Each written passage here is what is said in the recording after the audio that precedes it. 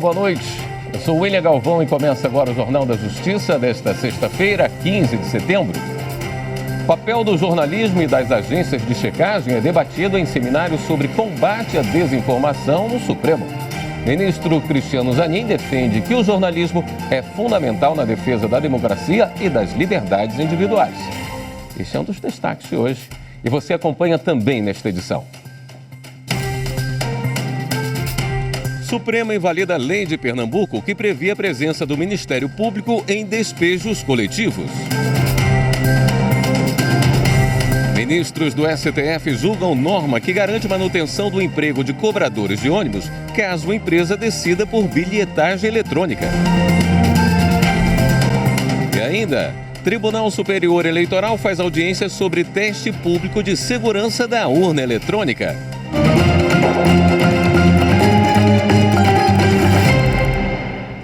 O plenário do Supremo Tribunal Federal declarou inconstitucional uma lei de Pernambuco que previa a presença do Ministério Público em despejos coletivos. Os detalhes com o repórter Pablo Lemos. A decisão do Supremo Tribunal Federal foi tomada em sessão virtual no julgamento de uma ação proposta pela Procuradoria-Geral da República. De acordo com a PGR, a lei do Estado de Pernambuco desrespeitava a autonomia funcional e administrativa do Ministério Público.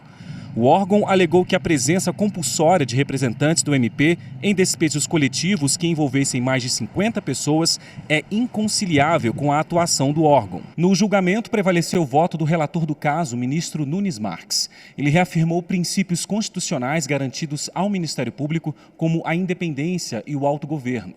Ressaltou ainda a autonomia do chefe do MP para conduzir a instituição sem interferência dos três poderes. Por essa razão, na linha de pensamento de Sua Excelência, a atribuição do chefe do Poder Executivo não se estenderia aos Estados-membros, no que diz respeito à iniciativa das leis voltadas a disciplinar a organização, as atribuições e o estatuto dos Ministérios Públicos Estaduais, a qual seria exclusiva do Procurador-Geral de Justiça por aplicação direta do artigo 128, parágrafo 5º da Carta da República. No julgamento, ficou vencida a presidente do STF e do Conselho Nacional de Justiça, ministra Rosa Weber. Para ela, a competência do Procurador-Geral de Justiça não inviabiliza a edição de leis de iniciativa parlamentar que estipulem outras funções aos membros do MP, desde que estejam em harmonia com as finalidades institucionais. Os ministros do STF vão decidir sobre a validade de uma lei que garante aos cobradores de ônibus o direito de não serem demitidos caso a empresa adote o sistema de bilhetagem eletrônica. O julgamento é no plenário virtual, como explica a repórter Marta Ferreira. O sistema de bilhetagem eletrônica utiliza cartões em que são armazenados os créditos com o número de passagens que o usuário adquirir. O cartão é recarregável e substitui o dinheiro. Uma das vantagens da bilhetagem eletrônica é a praticidade. Quando a novidade foi implantada em Brasília, uma lei distrital foi editada para assegurar aos cobradores o direito de não serem demitidos quando as empresas de ônibus adotassem as catracas eletrônicas para a cobrança de tarifas. A lei é de 2006 e acabou sendo questionada no Supremo Tribunal Federal pelo então governador do Distrito Federal. Ele alegou ofensa à Constituição Federal nos artigos que tratam de invasão de competência federal, livre iniciativa e princípio da razoabilidade. Argumentou ainda que o Distrito Federal somente poderia ter criado a lei se tivesse sido autorizado expressamente pela União por meio de lei complementar, uma vez que cabe à União legislar sobre o assunto. A ação foi levada a julgamento no plenário virtual sob a relatoria do ministro Nunes Marques. Ele acolheu o pedido feito no processo pelo autor. No voto, Nunes Marques ressaltou que a consolidação das leis do trabalho tem diversos dispositivos cuidando de questões específicas de estabilidade no emprego. O relator destacou ainda que admitir que legislações locais versem sobre a matéria resultaria na coexistência de milhares de regimes trabalhistas no país. Cada um dos mais de 5.000 municípios poderia, em tese, editar código de trabalho próprio ao setor de transporte público em seu território. Isso representaria a fragmentação da legislação especializada, o que a Constituição Federal evidentemente não desejou, considerando a atribuição à União da competência para dispor sobre o tema. Assim, votou pela inconstitucionalidade da lei em discussão. O prazo para os demais ministros apresentarem o voto termina no dia 22 de setembro. O Supremo Tribunal Federal realizou hoje o segundo dia do seminário Combate à Desinformação e Defesa da Democracia. Repórter Evelyn Araújo traz as informações. No primeiro painel, a integrante do Comitê Gestor do Programa de Combate à Desinformação do STF, Aline Osório, lembrou que até 2013, o principal fantasma da democracia era a censura, resquício do autoritarismo no país. Depois disso, os ataques antidemocráticos passaram a ocorrer de uma outra forma, com notícias falsas disseminadas pela internet. Diante do fenômeno, a jurista defende a regulação das plataformas digitais, respeitando as liberdades fundamentais. Porque a atuação deles repercute diretamente sobre a privacidade das pessoas, sobre a liberdade de expressão delas, e a gente tem que pensar, sobretudo, em controle de conteúdos e nos riscos de censura, de uso das redes sociais para censura, tanto por parte dos governos quanto por parte dessas empresas privadas. A desinformação gera dinheiro para quem a promove. A constatação é da cofundadora da Sleeping Giants no Brasil, Maíra Stelli. Segundo ela, o extremismo e o discurso de ódio já são modelo de negócio no Brasil e os financiadores desses conteúdos, algumas vezes, não sabem que estão injetando patrocínio em sites destinados a promover a desinformação. Elas pagam e colocam o recurso publicitário no Google, Facebook, etc., e acabam confiando nessas empresas para fazer a distribuição automática dessa publicidade. E é assim que grandes empresas acabam parando em sites desinformativos e comportamentos nocivos e odiosos. No painel Jornalismo e Agências de Checagem na Defesa da Democracia, o ministro do Supremo, Cristiano Zanin, defendeu a imprensa livre, desde que não seja usada como ferramenta de propagação de mentiras. O jornalismo e as agências de checagem auxiliam na contenção do conteúdo enganoso e no esclarecimento da verdade. A forma de fazer a notícia se transformou com o advento da tecnologia, ou seja, ganhou uma velocidade incrível quando um fato ocorrido em qualquer lugar do mundo é noticiado em poucos instantes nas plataformas. A jornalista Ana Gabriela Guerreiro, coordenadora de imprensa do Supremo, reforçou que só é possível combater a desinformação com o apoio das universidades e da sociedade. E as agências de checagem têm sido fundamentais nessa batalha. Hoje o STF já tem 78 parceiros, 28 universidades e 50 instituições da sociedade civil.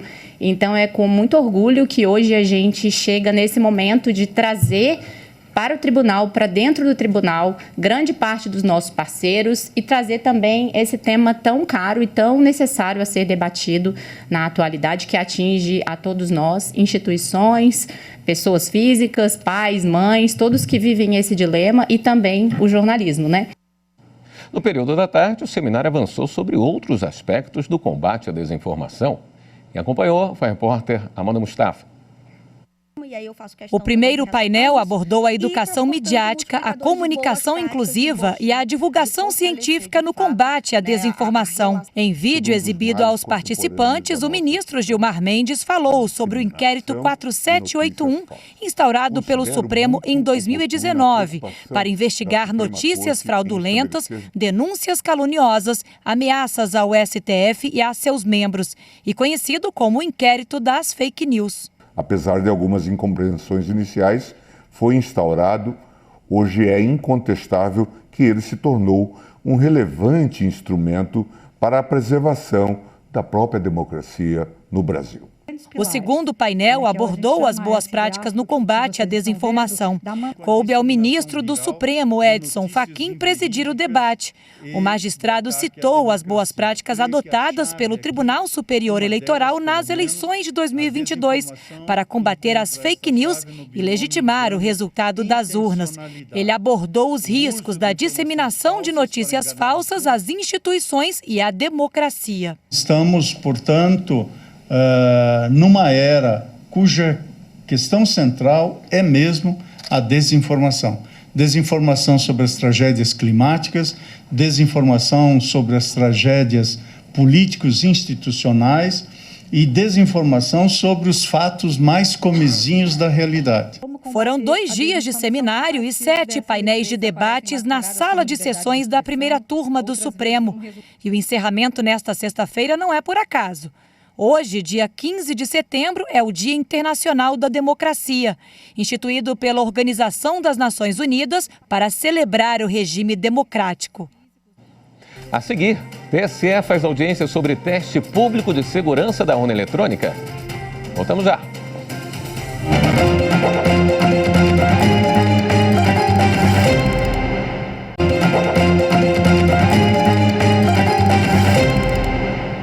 O Tribunal Regional do Trabalho da 9ª Região, no Paraná, terá que reexaminar a alegação de uma atendente da Electrolux do Brasil.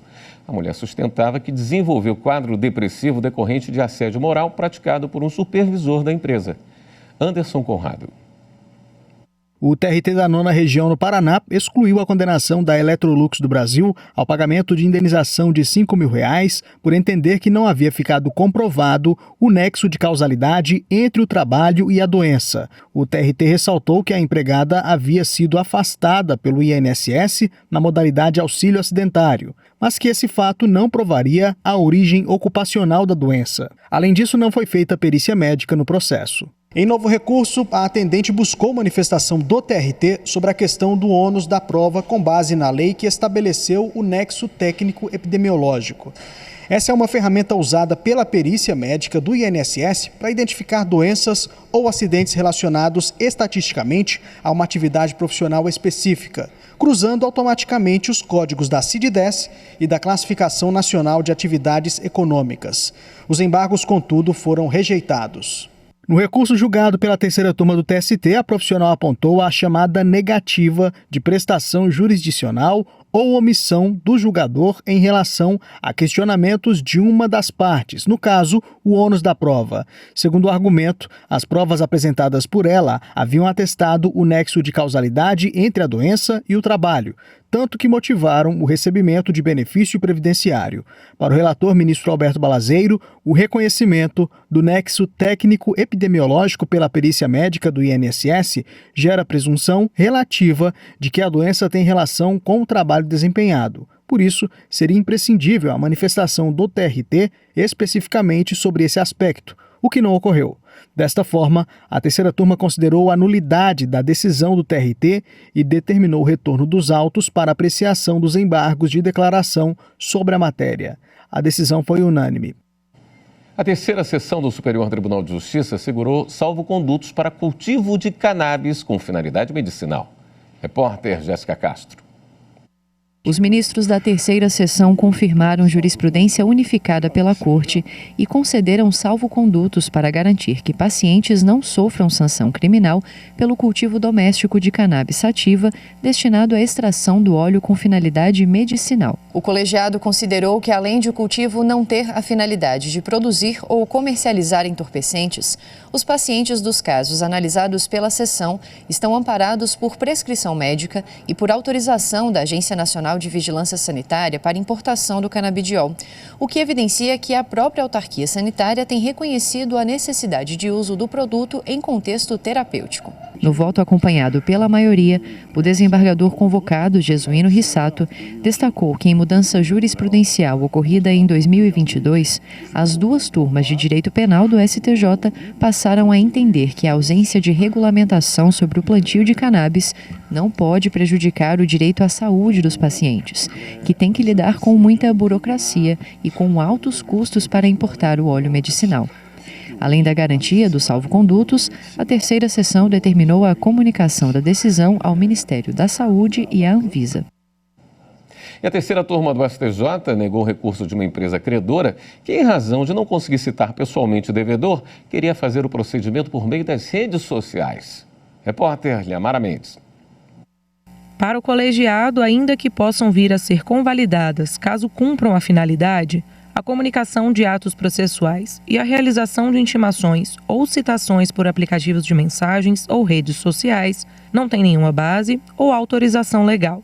Com isso, o uso pode caracterizar vício de forma que, em tese, resulta em declaração de nulidade dos atos realizados dessa maneira. Em 2017, o Conselho Nacional de Justiça aprovou o uso de ferramentas tecnológicas para a comunicação de atos processuais.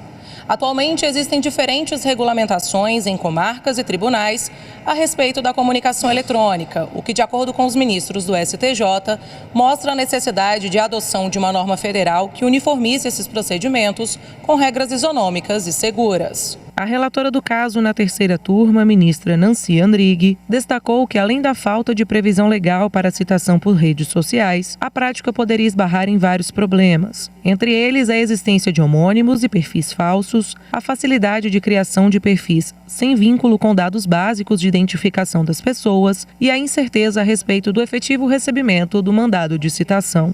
Por fim, a relatora ressaltou que o princípio da instrumentalidade das formas, ao atenuar o rigor da forma processual, pode autorizar a convalidação dos atos já praticados em inobservância à formalidade legal, mas não deve ser invocado para validar previamente a prática de atos de forma distinta daquela prevista em lei.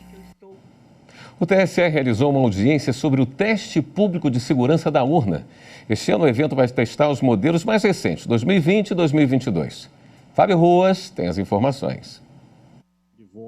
A audiência pública para tirar dúvidas sobre o teste da urna 2023 foi realizada nesta sexta-feira. O secretário de Tecnologia da Informação do Tribunal Superior Eleitoral, Júlio Valente, respondeu às questões encaminhadas pelos especialistas pré-inscritos no evento. O secretário de Tecnologia do TSE também explicou todas as etapas que antecedem o teste. Neste ano, houve 85 pré-inscrições, sendo 29 individuais e 56 em grupo. A partir do início dos testes públicos de segurança, nós tivemos uma evolução, sem dúvida, muito mais acelerada dos mecanismos de segurança, a partir da contribuição da sociedade.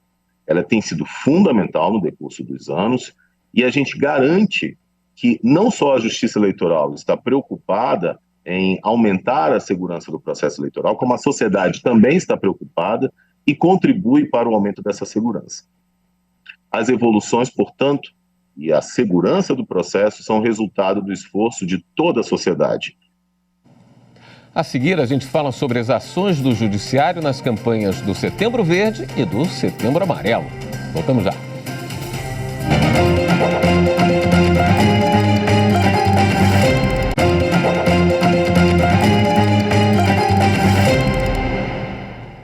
No Ceará, servidores do Tribunal de Justiça foram ao Centro de Hematologia e Hemoterapia. A iniciativa faz parte da campanha Setembro Verde, que estimula a doação de órgãos e tecidos. Pamela Lemos. O dia de trabalho começou diferente para este grupo de servidores do Fórum de Fortaleza. Eles saíram em caravana até o Centro de Hematologia e Hemoterapia do Estado para doar sangue. O objetivo do Tribunal de Justiça do Ceará é despertar nos servidores o interesse pelo ato que pode salvar tantas vidas. Entre os critérios para doar sangue estão ter idade entre 16 e 69 anos, com a primeira doação até os 60 anos, estar saudável e bem alimentado, pesar acima de 50 quilos e beber pelo menos 2 copos de água antes do procedimento. O intervalo entre as doações é de 60 dias para homens e 90 dias para mulheres. Os servidores do Poder Judiciário cearense também fizeram o cadastro para a doação de medula óssea. Esse tecido encontrado no interior dos ossos é popularmente conhecido como fábrica de sangue, pois é responsável por produzir glóbulos brancos, vermelhos, além de plaquetas. É essencial para quem está à espera de um transplante. Quando há compatibilidade com algum paciente aqui do Brasil ou até de outro país, o doador é acionado. A diretora-geral do HEMOSSE, Luciana Carlos, explica os critérios para a doação de medula. Tem que ter entre 18 e 35 anos, tem que mostrar a documentação, etc. E aí você colhe 10 ml de sangue. Se você quiser também fazer a doação de sangue nesse momento, é possível, mas você pode só se cadastrar. E aí a gente vai fazer os exames e você vai ficar esperando que algum paciente compatível com você precise do transplante. E aí nesse momento a gente vai chamar, vai fazer outros exames, vai aprofundar essa triagem para saber se a doação pode ser feita. A Caravana da Solidariedade faz parte da campanha Setembro Verde, voltada à doação de órgãos e tecidos.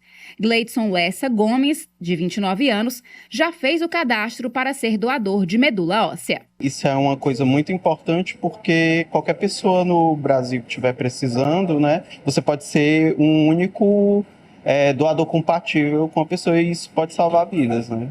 Também neste mês é lembrado o Setembro Amarelo, que chama atenção para a prevenção ao suicídio e a valorização da vida. E o Tribunal de Justiça de Mato Grosso está engajado na campanha, como mostra o repórter Carlos Celestino. No palco do auditório Desembargador Gervásio Leite, na sede do Poder Judiciário de Mato Grosso, o grupo de teatro formado por servidores encenou a peça Viver a Vida com Alegria. A apresentação alertou a sociedade sobre os principais sinais de uma saúde mental que não está bem e precisa de tratamento para evitar que o agravamento se transforme em suicídio. A programação faz parte das ações do Setembro Amarelo, mês de valorização da vida. Esse é um momento de se contaminar positivamente com um astral mais leve, mais alegre e, principalmente, espalhar uma perspectiva de que a vida compensa ser bem vivida e há maneiras de se viver com leveza, com alegria. E esses eventos, então, vêm com esse propósito de abrir aí um campo de reflexão positiva na vida das pessoas, dos servidores, estimular o que há de melhor no ser humano, que é o seu lado luz, as suas qualidades, as suas boas sementes que todos nós temos. A programação também contou com uma roda de conversa com médico e psicólogas que alertaram para o crescimento do suicídio, situação que está ligada a doenças mentais, com destaque para a depressão, um dos fatores de risco que precisa ser tratado para evitar o agravamento do quadro clínico do paciente. O Brasil hoje ele tem em média 13 mil a 14 mil suicídios por ano, né? Então a gente está, nos últimos 10 anos, aumentamos significativamente o número de suicídio, bem mais do que o número de população. Então há que se pensar que falar sobre esse assunto é uma forma da gente mostrar para a sociedade que, uma vez tendo alguma pessoa que necessite de ajuda, ela precisa se procurar. E falar disso é importantíssimo para que se tenha a consciência de que alguém que tenta contra a própria vida, ele está pedindo ajuda. E a gente tem que estar atento para que, antes dele tentar, a gente já ofereça essa ajuda. As pessoas, às vezes, não têm com quem falar e ficam envergonhadas de passar esses sentimentos e sensações de que não quer mais viver. E com esses movimentos, a pessoa abre a cabeça até na conduta com as crianças, de abrir abertura. Quando a gente fala, a gente elabora os sentimentos, as sensações, e a chance diminui bastante.